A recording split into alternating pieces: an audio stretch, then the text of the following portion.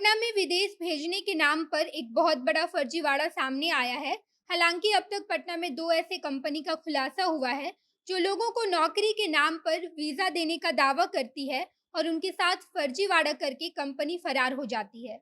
पटना के भट्टाचार्य रोड में ओवरसीज नाम की एक कंपनी लोगों को विदेश भेजने का दावा करती है और उसके बाद लोगों से पैसे लेकर फरार हो जाती है। एशिया ओवरसीज नाम की कंपनी लोगों को इराक और कतर जाने का वीजा देती है और लोगों से 80,000 रुपये ठग लेती है।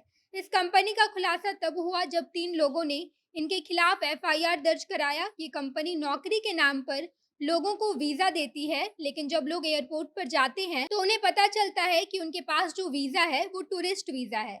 ऐसे ही एक और कंपनी का खुलासा पटना में ही हुआ है जिसका नाम जीवीएम मैन पावर बताया जा रहा है। कंपनी पर यह आरोप लगाया गया है कि ये कंपनी यूपी और बिहार के 300 से भी ज्यादा लोगों को नौकरी का झांसा देकर विदेश भेजने का दावा करती है और उसके बाद लोगों से 10 से 15,000 रुपये लेकर उन्हें नौकरी और वीजा दोनों उपलब्ध कराने का दावा करती है, जिस वजह से यूपी बिहार के 300 से भी ज्यादा लोग इस कंपनी के झांसे में फंस गए और पैसे दे दिए हैं।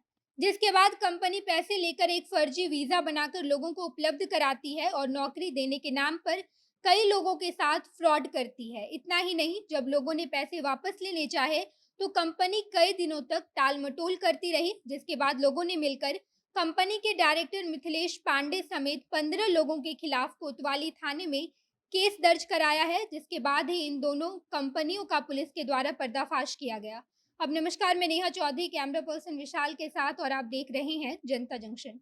एशिया ओवरसीज कंपनी के द्वारा अब तक केवल 3 लोगों के साथ फर्जीवाड़ा करने का मामला सामने आया है, जहां 3 व्यक्ति मोहम्मद परवेज अख्तर, मोहम्मद मुमताज खान और मिथिलेश कुमार पांडे के साथ ये फर्जीवाड़ा हुआ है। ये तीनों बिहार के अलग अलग जगह से आते हैं। इन तीनों ने जब एशिया ओवरसीज कंपनी से अपनी टिकट करवाई तो कंपनी ने उनसे 80,000 रुपये लिए और तीनों व्यक्तियों को दिल्ली कतर एयरवेज की फ्लाइट के लिए टिकट और वीज़ा दे दी। इसके बाद तीनों लोग दिल्ली एयरपोर्ट पहुंचे और जब वो लोग टिकट चेक करवाए थे तो उस समय अधिकारियों ने बताया कि उन लोगों को टूरिस्ट वीज़ा पर इराक जाने की अनुमति मिली है, जिसके लिए उनको वापस आने के लिए भी टिकट की ज़रूरत है। यानी कि अगर टूरिस्ट वीज़ा पर उन्हें जाने की अनुमति मिली है तो उन्हें अधिकारियों से वापसी का भी टिकट चेक करवाना होगा, जिसके बाद ही उन्हें जाने की अनुमति मिलेगी। जिसके बाद ही तीनों व्यक्तियों को ठगी का एहसास हुआ और वो सीधे पटना पहुंचे। पटना में जब एशिया ओवरब्रिज के दफ्तर गए तो उन्हें पता चला कि जिन 3 लोगों ने इन्हें टिकट दिया था वो लोग ऑफिस बंद करके फरार हो गए हैं। जब उनसे फ़ोन भी मिलाने की कोशिश की गई तो उनका फ़ोन भी बंद आ रहा था। फिलहाल इस मामले को लेकर 3 लोग नूर आलम, गुड्डू और रवि के खिलाफ पटना के गांधी मैदान के थाने में एफआईआर दर्ज कराया गया है। फिलहाल पुलिस इन तीनों आरोपियों की तलाश कर रही है। तो वहीं दूसरी तरफ जीवीएम मैन पावर कंपनी के द्वारा किए गए फर्जीवाड़े में जितने भी आरोपी शामिल हैं उन्हें भी पकड़ने के लिए पुलिस लगातार छापेमारी कर रही है और प्रशासन का ये दावा है कि जल्द ही आरोपियों को गिरफ्तार कर लिया जाएगा।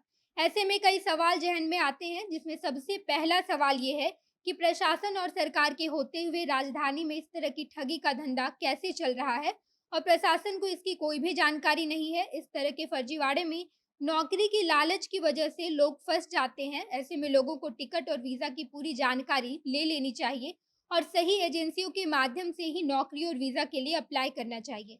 बाकी आप इस संदर्भ में क्या विचार रखते हैं, कमेंट बॉक्स में बताइएगा। आगे की खबरों के लिए जनता जंक्शन देखते रहिए। धन्यवाद।